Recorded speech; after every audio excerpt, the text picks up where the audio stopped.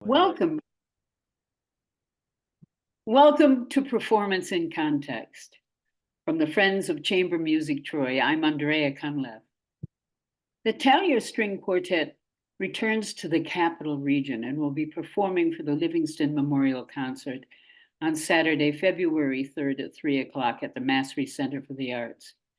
And just as a note to our audience listening online, please feel free to ask questions through our chat line.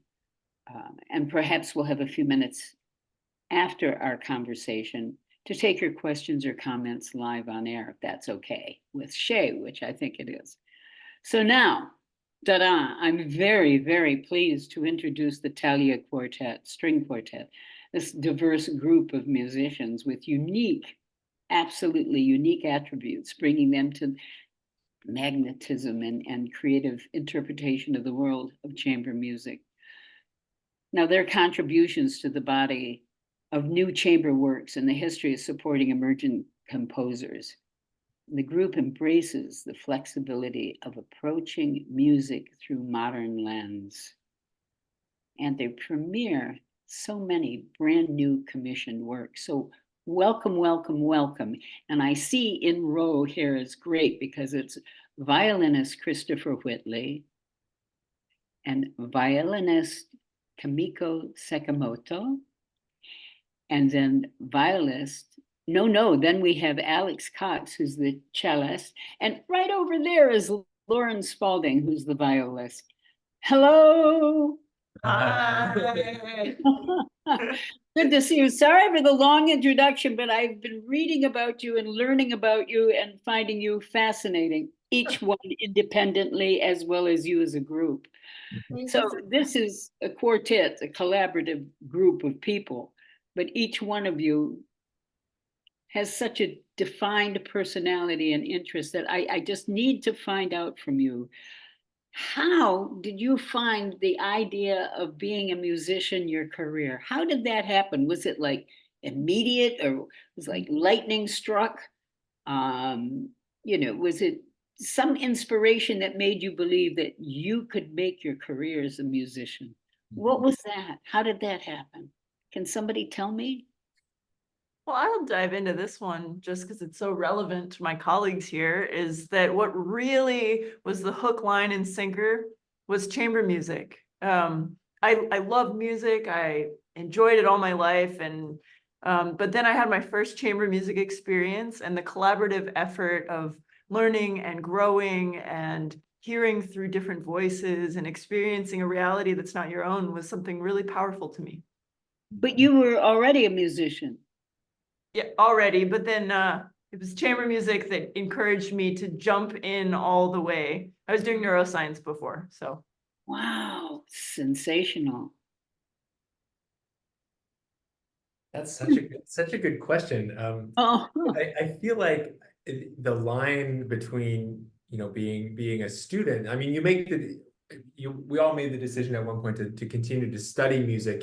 We went to university. We all of us had done multiple degrees or programs in music, but that line between when school ends and your career begins, or when you're suddenly like a professional, is a really hard.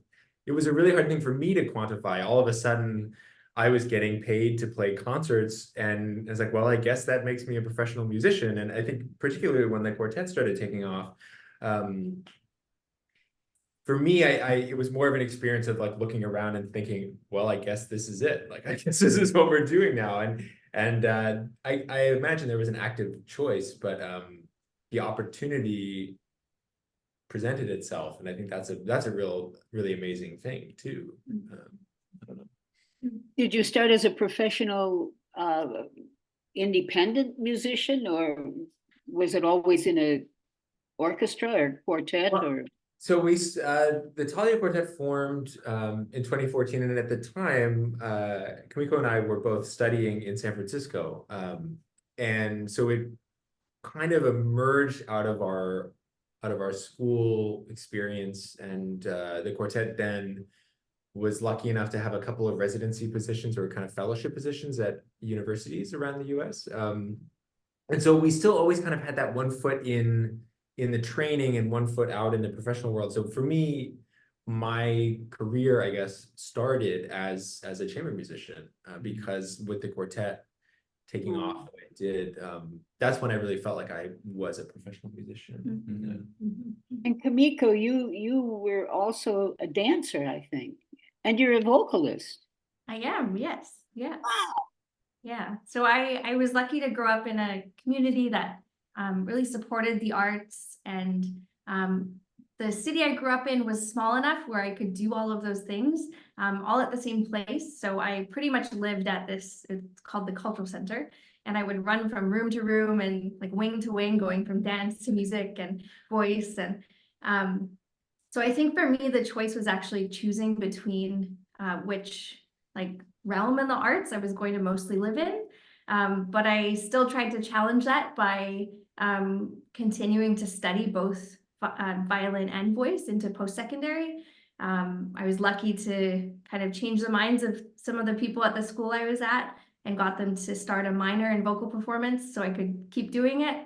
But I think for me, I was lucky to be raised with parents who always encouraged me from a young age that I could do this as a career, and that I could make money from it. I have a really business oriented father, and started playing gigs with my quartet when I was really little. We started when we were about 7 years old playing together, and we started to do a lot of the weddings in our city.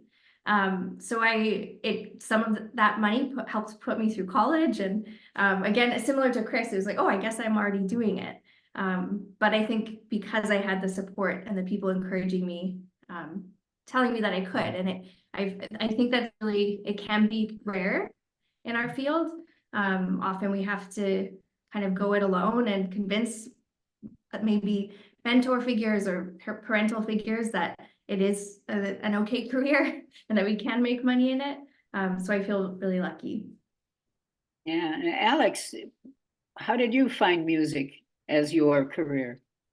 For me, I started in elementary school, and I think I knew within the first 2 years that I wanted to be a musician for my career. I was a really quiet kid and also struggled with ADD a lot. And so the cello was kind of this way to overcome both of those obstacles at a pretty young age. And I think that really hooked, line, and sunk for me, like being a musician. And so I before I even knew realistically what that would look like financially or anything like that, like by 9, I was like, I'm going to be a cellist. That's it. It's interesting that Yeah. you picked these particular instruments. Was that something that just immediately you gravitated to, or was it a decision that was focused for you? How did you all just picked up those instruments because that was it, right? No? For me, I started on the violin at the school, in elementary school. That was kind of everybody started on violin. And then I got picked to play cello by the music teacher. And actually, I didn't like it at first. For like the first 6 months, I really hated it because it was such a burden to carry around on the school bus. But after that, I fell in love with the sound and realized like it felt more like me, and like everything just came so much easier on it. Well, then I'll jump in and say I chose viola because I didn't have to carry that home on the school bus. It all comes down to practicalities, right? For some of us. Well, that's great. So but the two of you, Chris and Kumiko were both Canadian. They're both Canadian originally. Yes, we are. Well, I want to talk about that, but Yeah, let's talk about it. I happen to think that, the foundation you had in school, in public school, was remarkable. And it was so supportive for you. And I don't know, because my history is a little different. I also lived abroad for a long time. And I know when I was in school in the United States, music was really part of your education. You had a music class 1 day a week, and that was it. And we learned, and everyone could take an instrument home or that. I don't know if it's still that way in this country. I don't think it is it? Is that available today? in America? I think it's more on a like case by case basis. Yeah. Like some schools have more robust arts and humanities opportunities for young kids, and then some really don't. And I think it takes like the initiative of individual teachers and educators that like kind of want that to be present at their school. And I don't think it's just a given anymore that it's available everywhere. Yeah. That's probably a real, we can touch on that. Right now, I'm so excited about what you're bringing for us this weekend. It's coming up now. It's gone. Wow. So you're doing 4 pieces. I was going to ask you about how you do a collaborative effort in working with a quartet as you do, but I am really interested in these 4 pieces. Can you tell me something about what you're doing? I'm familiar with a couple of them, but certainly there's something by, is it Andrew Ye? Yeah, Andrew Yee, yeah. Andrew Ye? He's created something, and he's part of another quartet as well, isn't he? Yeah, so Andrew, she is in a group called the Taco Quartet, and they're a group that we really idolize, and they're a musician, an individual musician that we really idolize. And when we had this opportunity to pursue a commission, we were really excited to work with somebody who has such a profound understanding of how a string quartet works. That insight only comes with, decades of experience. And so we reached out, and they were really gracious to kind of take time out of their busy schedule to write this piece for us. And it's really beautiful, really moving. I think the audiences this weekend are going to really love it. We're really excited to finally get to share it, because this has been a project that's been in the works now for a couple of years. And so did you commission the work, or did he? Yes. Yeah, we approached Andrew because Friends of Chamber Music in Troy gave us the opportunity to commission a composer of our choice, which wonderful. very special opportunity, and we're very grateful. Yeah, and so it's been a really wonderful process. We had a really lovely workshopping session over Zoom about a month ago. And I think the thing that I found was really special was, it is always a collaboration between a composer and an ensemble or performer. And at the end of the day, there has to be a certain amount of trust between the two, because you're taking something that the composer has labored over and, poured however much of their emotional life into, but then you're the one responsible for making sure it looks good, and what was really powerful about that meeting was it really felt like Andrew put a lot of trust into us, and almost right away. And there was a certain amount of understanding because of the shared experience of being string quartet players and knowing what this process is like from both sides. It was really unique. And the last thing I'll say about it is I think every collaboration in this way is unique. The piece by Akshaya Avril Tucker that is going to start off the concert is another commission piece that we commissioned, and that collaboration was entirely different. And Kumiko, you can speak probably more to that, but yeah. But you're singing, it's a vocal piece. Are you performing that? I am. Yes. Oh, great. Yes. So Cool. this piece is it's a really special piece, and it's one of my favorites I guess one of my favorite sound worlds to live in is Akshaya's music. I loved it so much that I did my first dissertation recital about her music, or my first recital for my doctorate about her music. She's a friend of ours who we met while we were studying in Austin. She's just one of the most lovely people that I've ever met, and it's been really nice to get to know her more through her music. And we are so happy with this piece, and we got it at the start of the pandemic, was when it was finished. So it's been a journey for us to finally be able to perform it, because there was a bit of a hiatus for concerts, and we've programmed it now a handful of times, but sort of sporadically. And when we come back every time we come back to it, it feels really familiar. I would say this time especially, something about it just sort of sunk in for the group, I think, and it's kind of like a breath of fresh air. It's really vivid and such a distinct sound world. So we're going to start the program off with that, partly just with logistics of me singing and our setup, but I'm really excited to share that with everyone this weekend.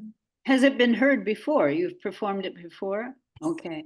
And what about the Andrea piece? And I don't have it written down. Why don't I have it down? Sorry. It's okay. It's Is called. that the first? Will it be the first time it's a premiere, debut, whatever? World premiere. First time it's ever been heard. Yeah. Wow, great. Because you have 4 really modern pieces you're doing then. In some ways, yes. I mean, the fourth is a quartet by Beethoven, but it still is in a lot of ways very modern. Well, it made me laugh because it was written about 200 years ago. The thing that you're making it, how does, I can't wait to see and to hear how all these pieces fit together and end up with Beethoven. Yeah. Okay, we'll have to have a conversation about that later. And each of you have such a distinct personality traits. You have such great personalities. So all of you working together must really be interesting.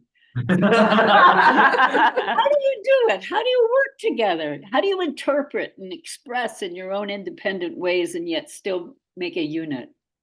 That's such a good question.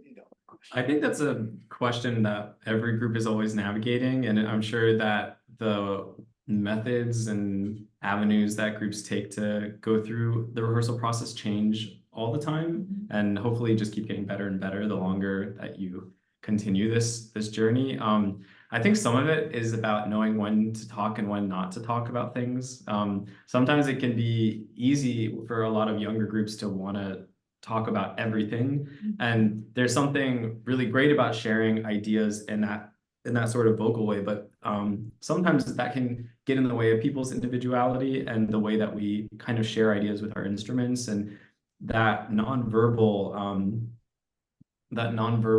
generosity of ideas and like tasting each other's ideas. Sometimes you can intuit things and kind of meld in ways that make room for everybody to be themselves. So I think, like, to me, one of the things is practicing like knowing when to talk and about ideas and when to just kind of use repetition, as a tool to give yourself an opportunity to keep coming up with your thought and also absorbing other people's thoughts that are coming out with their instruments. You use so many wonderful words that make me think of food and make me think of color. And I have a feeling that there's something there behind that. Well, you don't see the entire dinner spread that's behind our computer right now. No. And I'm on this side. Really not fair. So what would you say there was like some amazing experiences or a great experience that you have that you wanted to share with us? Some like remarkable thing that had happened that made you feel quite like a unit again, or That's so nice. It's really nice. So one thing that just jumped to mind for me, I imagine we might all have different moments, but I often think back of our time with Friends of Chamber Music about it was a year ago, October, and right? I think so. Yeah. October 2022. October 2022, and it was just such a fun trip.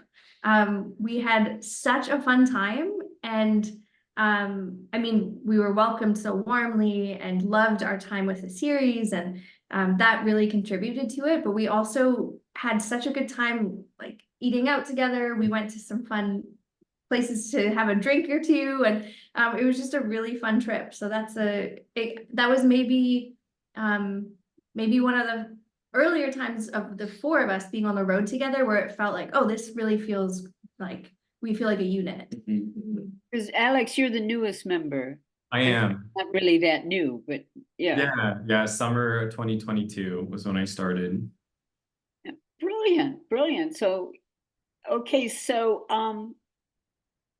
what keeps you then going so strong? What keeps your strength together? What keeps you guys growing as a quartet and emerging and doing more things? Is it working with new work or taking work and looking at it through your own personal eyes? What's the secret?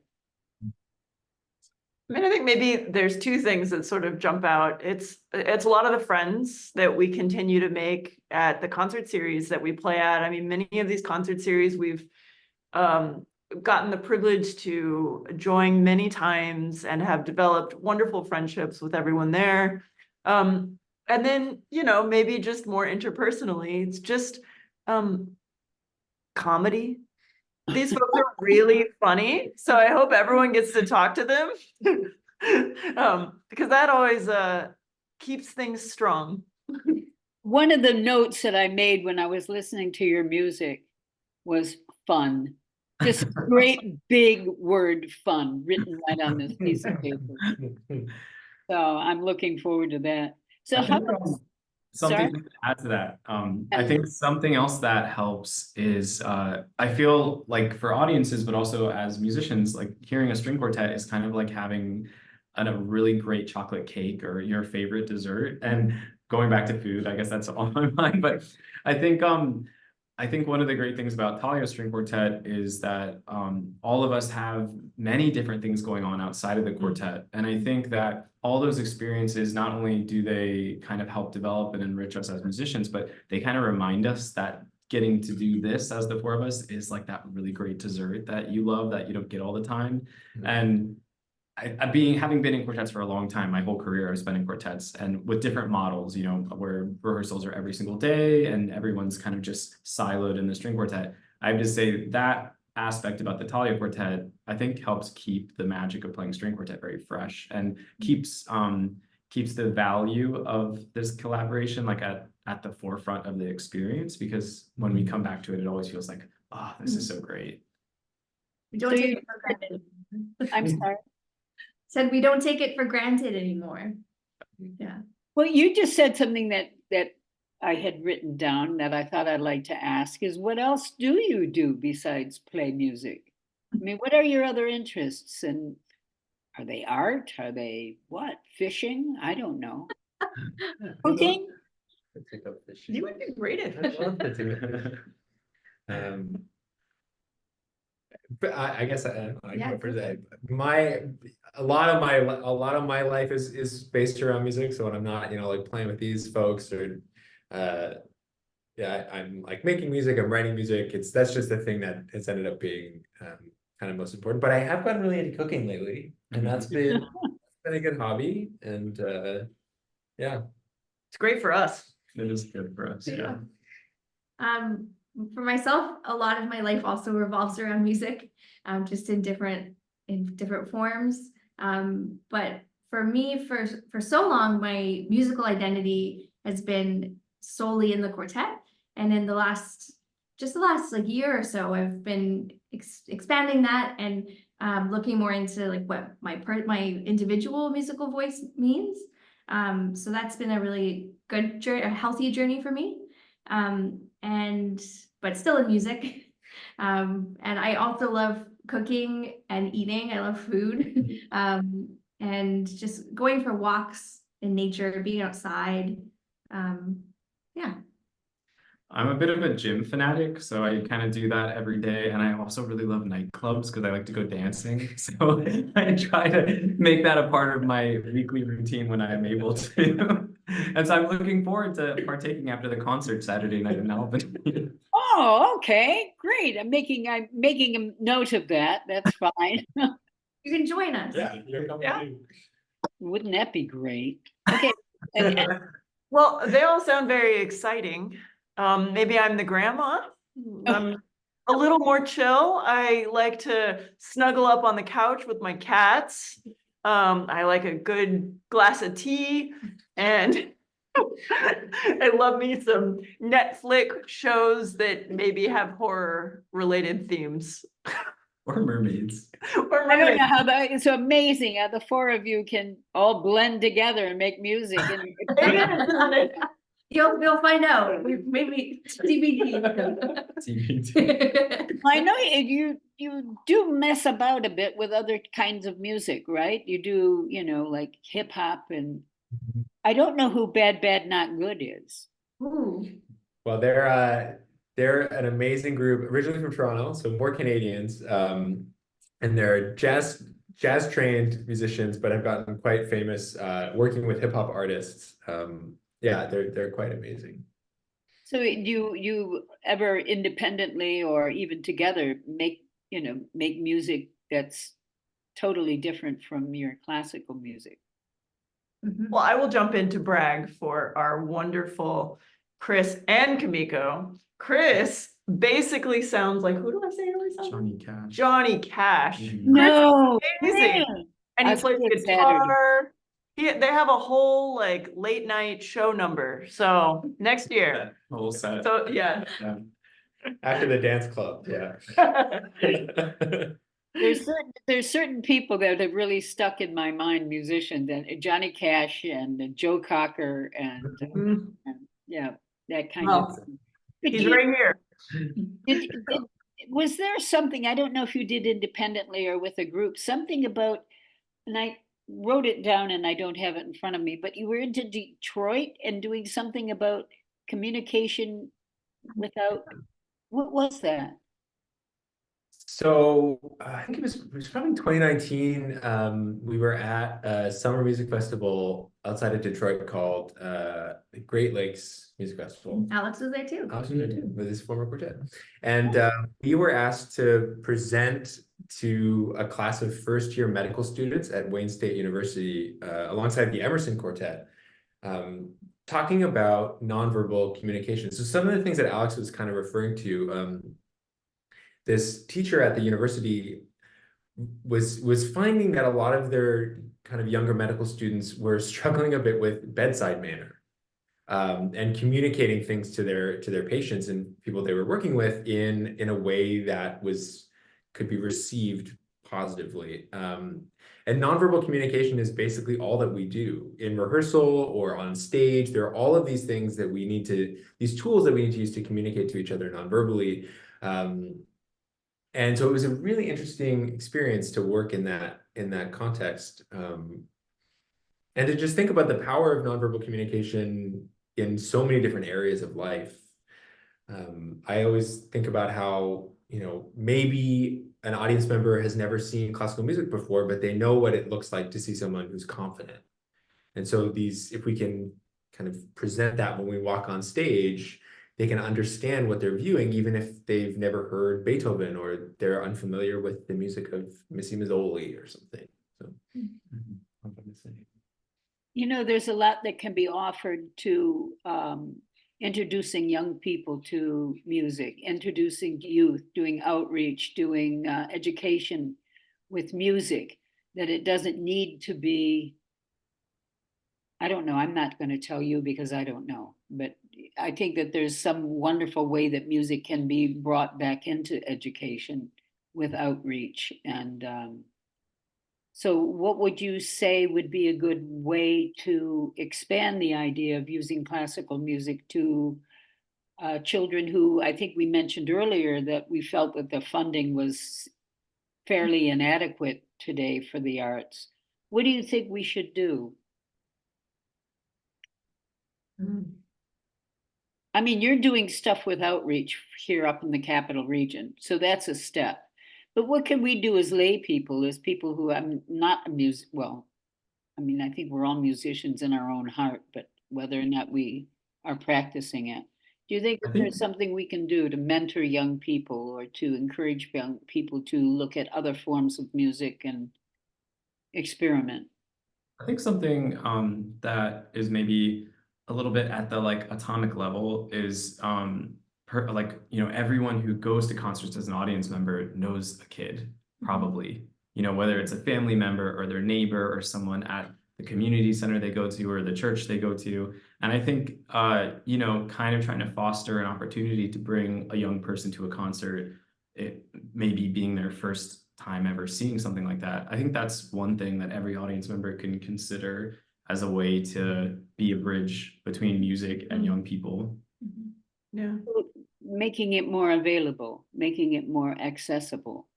Yeah, and then like kind of in a setting like that, it becomes more than just about the concert. It's like an experience of kind of connecting with somebody in your community or your family through this shared experience that you can both be a part of.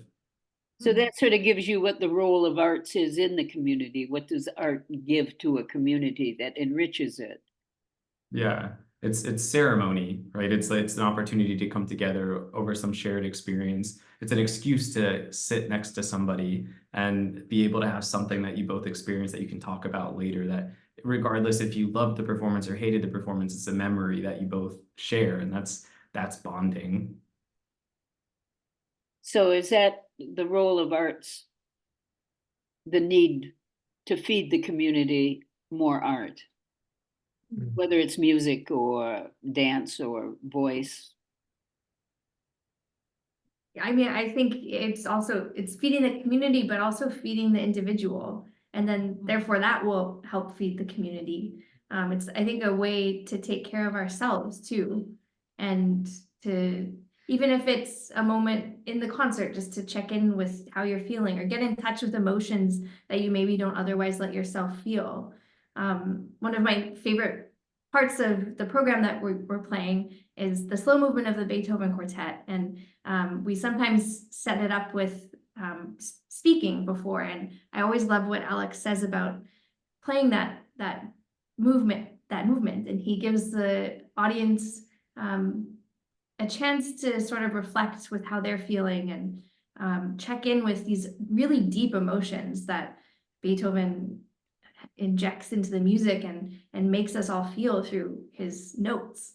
And it's a really profound thing that I don't think we do very often anymore, especially with the fast-paced lives we all have. And yeah, I agree. I think art's the vehicle to get in touch with the things you don't get to experience when you're running around all the time, or maybe that you don't get to acknowledge that you're experiencing when you're running around and living your busy life. So what would you suggest if you have, let's say, a young guy or a girl or young person who really enjoys music? Would you give them any kind of advice or encouragement, or how would you encourage that? I mean, like, if I know somebody who has a child who's happily beating away on a drum or picking up a flute or a recorder, how would you encourage that from the outside? I think one thing I've been thinking about a lot lately is expanding the variety that people are introduced to of music at a young age. If the accessibility is there, seeing the local symphony is a wonderful experience. But then seeing artists who maybe come in from a different part of the world to share a unique perspective on the music that they perform is something that I find really powerful and builds ears that go beyond time in a way and create a worldly experience by understanding culture and understanding different peoples and allowing you access to even the people who are in your daily life, just to hear a little bit different than you might on your own. I think one way to help support young people who are pursuing music is it's not always the most accessible thing to do, especially when you're just getting started. There can be, I remember, like a lot of scratching sounds that I made that my parents maybe weren't always the most encouraging of wanting to hear. But I think one of the things people can do for those in their community who are doing that is to just celebrate their accomplishments. I think if we think about like sports at a young age, there's so many trophies and there's so much opportunity to celebrate like the games and like winning and losing. And in studying music, there's a lot of independent work that is involved in doing that. And that sometimes can be the joy killer for young people, is all that private time toiling with something. And so I think showing up to the concerts and encouraging performances and, like bringing the flower, like, whatever classical music's version of celebrating a performance is, I think just like wholeheartedly doing that for young people who are putting in that effort, I think that is more encouraging than people realize. Yeah, I suppose that sounds right. That does sound right. So, so contributing sort of music and contributing and encouraging young people and just being more alert and aware of what is happening. Amazing, wonderful, wonderful. And something else you said, which reminded me of a quote I had heard today about achievement in the arts should be rewarded as much as achievement in business or stagecraft. So we should encourage that. So great. Well, you guys, what's in the future for you after you finish this concert? Where do you go next, and what's your life look like from here on? Crystal ball. Let's think. The next kind of, well, the next bigger project we're doing is in March. We're off to Martha's Vineyard. We're doing a week-long educational residency, going to a number of schools. And one of the things that I think we love doing when we're kind of on the educational side of things is collaborating with young musicians. So we're going to be working with a handful of student orchestras while we're there, and we're going to be performing side by side in a concert together, and so that's going to be really exciting. And then we actually have we're kind of in and around the Washington DC area, and in April we're playing in DC, which happens very rarely. So we're collaborating with a chamber ensemble in DC and doing a little bit of music from Joseph Haydn and a piece by Terry Riley, the California composer Terry Riley, where we basically get all these little like fragments of music and we get to cut and paste and make our own score out of it. And then we're playing Andrew's piece again in April. Kind of, yeah. So those are kind of the big performances on the horizon. We just had a meeting today about a summer festival that we're a part of that Thalea Quartet helped start for the Fischoff Chamber Music Competition. They have a new festival. There's going to be the second summer for young high school up to high school age students to teach them about the concept of chamber music and collaboration. And so we were just having a meeting earlier today looking at the schedule for that. So that's one of the things. Where will that be? South Bend, Indiana. Why not? Yeah, it's a great place. That sounds great. Is there something I should ask you and that I haven't, and that you'd like to share with us? How we take our coffee. How do you take your coffee? Are you an espresso drinker? I am an espresso drinker, yeah. I should introduce you to my husband. He makes it in art form. Oh, Whether it needs to be or not, it's an art form. We're coming over. I was gonna say, we're gonna be there soon. Oh my God. Okay, great. So thanks so much. Let me see if we have something on chat. If someone has called in with some wonderful, where's chat? I've lost chat. Here, I can plug in. Paul said, I've found that audiences love it when artists talk about the music they are performing, and it sounds like you like to do that. How much work do you put into figuring out what to say to an audience? Were you trained in how to do that? That's a great question. Great question. Well, we've put a lot of work into it. Every time we get on the stage, we speak, and with that we get a lot of practice. There's nothing quite like practicing it in front of a live audience. That's when all of our ideas either leave our heads and new ones come out, and our ideas really develop and form in those settings. I think some of our best ideas for all of us have been spontaneous and in the moment when we have an audience in front of us, and then those have kind of planted the seed, and then we were able to carry those into the next performance and sort of build on it. So we've done a lot of work in that, especially in the early years of the quartet. And I think for all of us as musicians in our earlier years of performing, we put a lot of thought into how we want the music to be presented to the audience. And for our group, we feel that speaking is just another window into offering our thoughts of the music, and just maybe a different way to look at it. And it's not the right way or the wrong way, it's just how we see things, and we see things differently among the four of us too. I think that answered part of the question. I'd say like if we plan, it's less about what we actually say and more about just how are we going to present kind of the ethos of the ideas that we want to share. So we're not the kind of group who's necessarily going to say, you know, in 1756, Haydn was here and he did this. What we found to be really impactful for audiences is sharing the things that we love about a piece, or what really moves us as an individual. Because I think, as Kumiko said, it not only gives a really unique insight into the piece, but it gives a little bit more insight into who we are as musicians, and that's another way that audiences can connect. So I think we usually have that kind of idea in our head, and then, as you said, I'm just repeating what you said, but it's like stand-up comedy in a way. Like it just refines itself, and finally we get exactly what we want to say, and that just takes time. Yeah. Does that make a difference then with the venue you're in, or the audience that you have? Does that have an effect on how you play or how you approach the music? I think it definitely does. I mean, the space is always like the fifth instrument of the quartet. So, you know, in addition to how we talk about it, it really does affect how we approach the music from like a purely technical and musical standpoint, like things like timings and how powerful we have to be with certain attacks, or, you know, you're kind of like considerate of that in an intuitive kind of way.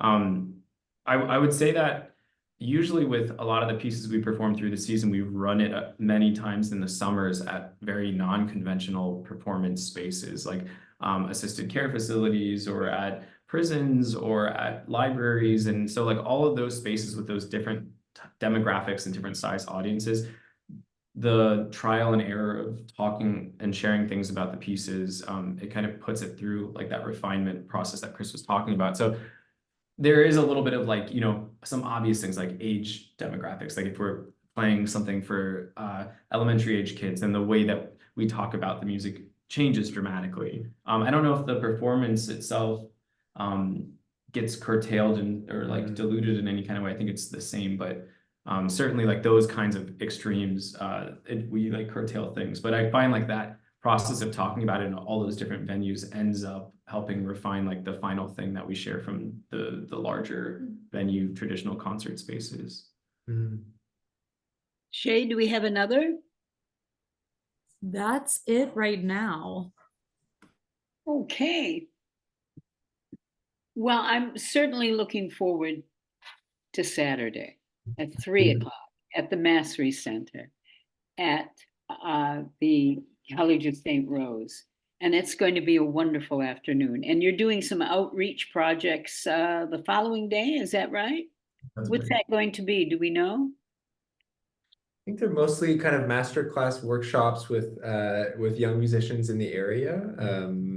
I think we're working again with the Empire State Youth Orchestra, which was a group that we worked with last year, and they're just amazing. We had such a great time with them, so it'll be really great to reconnect. And yeah, that's what we're doing. It's brilliant. Okay, thank you. So I guess that's it. Shay, is there something I should add? No, you did all the plugs. You teased everything that's coming up. Everything's great. Well, great. So the Thalea String Quartet coming back to the Capital Region, and that's Saturday, Friday the 3rd. No, Saturday, February the 3rd. That sounds better. At the Mastery Center for the Arts. So I have to say thank you very, very much, Christopher and Kumiko and Lauren and Alex. You're a wonderful group of people, and I can't wait to be a part of listening to you perform. Thank you. Thank you. Thank you so much for your questions. Mhm. Yeah.